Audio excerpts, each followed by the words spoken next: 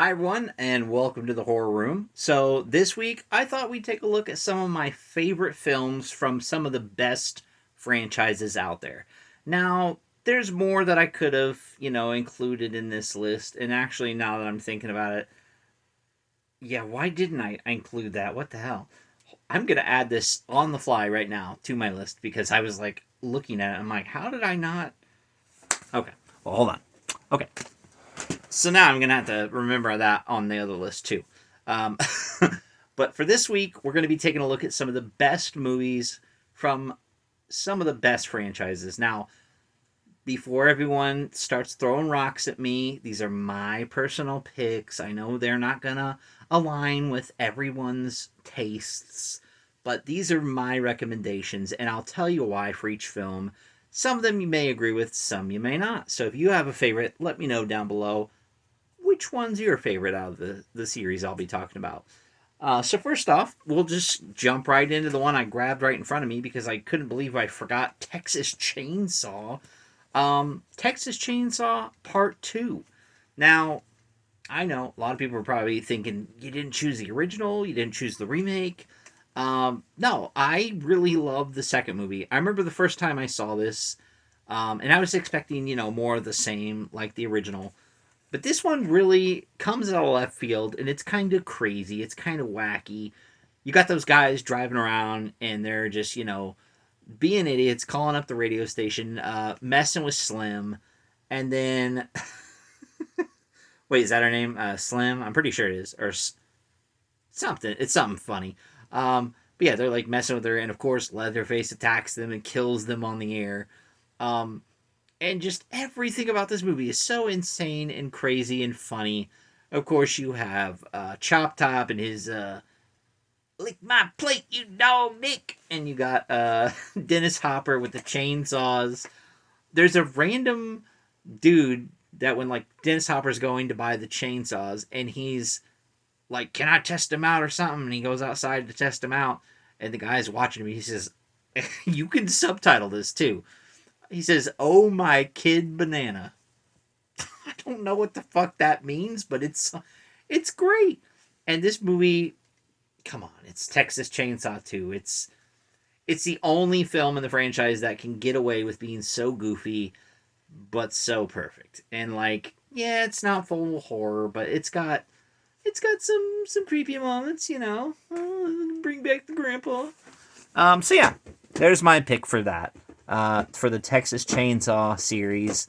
Uh, Now, I promise these aren't all going to be the second film in every franchise, but there are a lot that I enjoy, so I'm just putting that out there. And next, we're going to go with Puppet Master 2, of course. I like the original, but it's kind of slow. And this one is kind of where you can see the puppets as either good or bad. Um, they bring back their master, Andre Toulon, and he's, of course, having them go out and, kill and bring him the parts. Um, and they think it's to make more formula so they can, stay alive and stay animated. But he's secretly making a new wife, his lost beloved, um, Elsa. I think it's Elsa. I'm pretty sure. I'm not confusing with that with the Disney movie. Um, but basically, yeah, they find out and they're like, "Oh, fuck you, dude." But we also get introduced to Torch, which is one of the coolest puppets, and he burns a little kid alive in this movie. It's so damn funny. And I love this film. A lot of people choose, I think, part three because it's got them killing Nazis, and that's a fun one too. But I think this one's really cool, especially the part where the lady is in her house and she's, trying to get Miss Leach. And of course, Torch steals the show. Um, Now, of course, they introduced Six Shooter in part three, and Six Shooter is pretty cool too. But Torch gets like a lot of glory in this film, and it's pretty cool. So yeah, I love that one. Next, again, these aren't all part twos, but can you blame me for choosing Child's Play 2? Holy shit. The first movie is great, but the second one takes this idea and turns it up to 11. Putting Chucky in the toy factory at the end is brilliant. The step family that Andy has to live with, and the dad, how's it hanging, Chuck? Or, oh, Phil. Sorry. Yeah, it'd be weird if his stepdad's name was Chuck. Ah! But yeah, there's some great moments in this, and the animatronic work for Chucky looks goddamn perfect in this movie.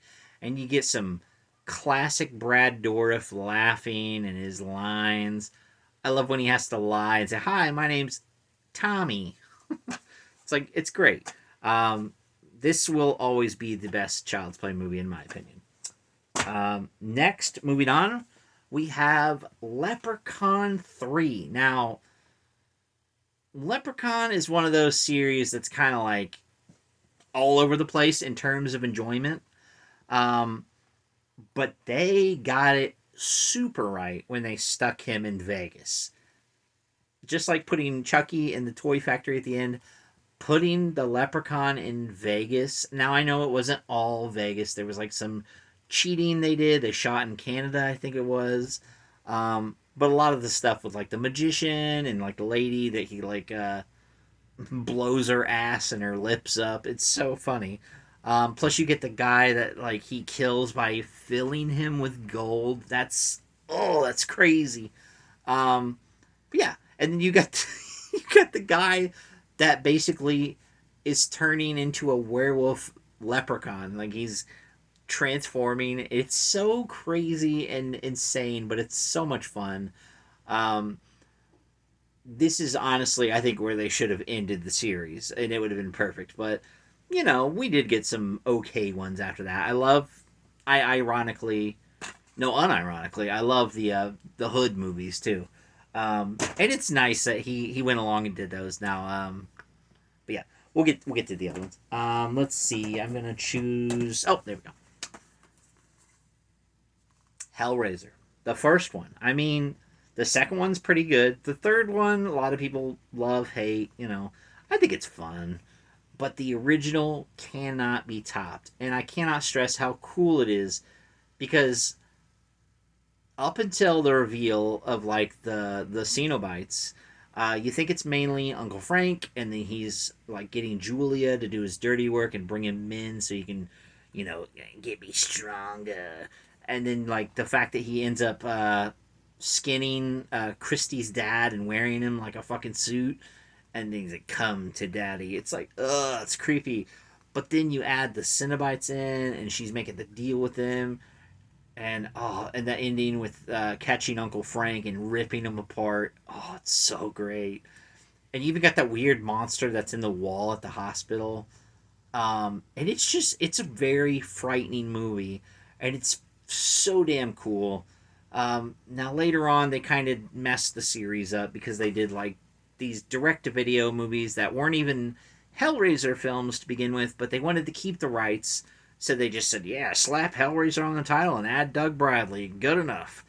And, oh, God, there's some really bad ones. And we'll get to those. But this one is still the damn best. And it was really hard to choose this one.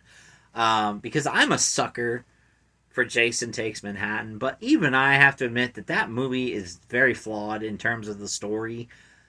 Especially stuff with the boat. Like, how do you get from Camp Crystal Lake in Jersey to New York? There's some teleporting going on. But in terms of story, characters, kills, it's got everything. Part 4, the final chapter, which was not the final chapter, of course, but you get, Jason waking up in the morgue and killing the perverted coroner guy. You got Tommy Jarvis and his monster masks. You got the twins. You got the dead fuck and his friend, played by, oh, what's his name? I can't think of his name right now. But the guy who does the stupid, crazy dance, Crispin Glover? I think that's his name, Crispin Glover. I'm, bad with names, but this movie has it all. And plus the ending with Tommy tricking Jason and then him sliding down on the machete. It's so good. And of course, it's great because Tom Savini came back to kill Jason off, even though they couldn't. He should have known they weren't going to kill him off. He's a money making machine. So there you have that. And then next we have Nightmare on Elm Street 3, The Dream Warriors. Now, a lot of people are going to argue, no, it's the second one. The second one's the best one. Or the second one. Well, maybe some people would argue that nowadays because it's turned around. People think it's pretty good. The first movie, I think people would normally say, oh, that's the scariest one. But I'm not talking about just scary. I'm talking about terms of enjoyment. And the third one's story about, all these kids at the psychiatric ward, and they've all been through shit, and, Freddy's hunting them down one by one, but they gotta unlock their secret powers and fight back against Freddy. Oh, you got the punk girl, and Freddy's got the needle fingers. You got the wizard kid, and he's got to fight the Freddy's like killer wheelchair, and then you get the Freddy snake. It's so cool. And then they did the fake out spoiler where they kill what's her name? The chick from the first movie. You know what I'm talking about. Kristen. It's not Kristen. Kristen is the other girl. But yeah, Nancy. Why am I thinking Christy? I think I'm thinking of Hellraiser. Nancy comes back in this, and they kill her off. And I think her dad is in this movie too, from the first movie. I'm trying to remember his name too, but it escapes me. But anyways, this movie, so damn good.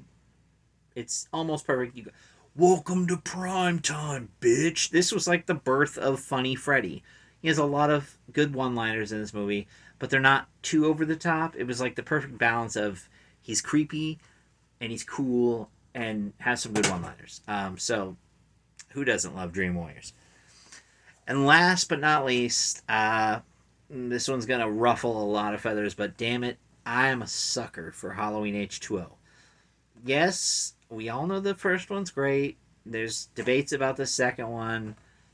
We could even say 4 and 5 ain't too bad, but I don't think anybody's choosing 6. And some people like the Rob Zombie remake.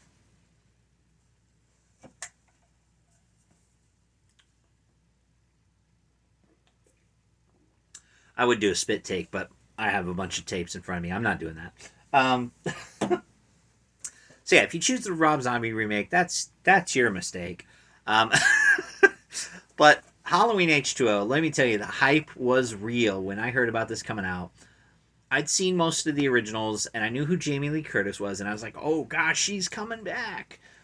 And, this is like the perfect transitional movie, like from August, September, like into October. So if you're like me and you like to start watching Halloween movies early, this is a good one to maybe throw on at the end of August. You get that nice little vibe into October, or you can do it at the end of September. I guess that probably makes more sense. And yeah, the ending of this movie, I'm telling you, back in the day when we thought Michael Myers was finally dead, it was like batshit mania, insane. And this is just a fun movie. I mean, you say what you will about Michael's look in the movie.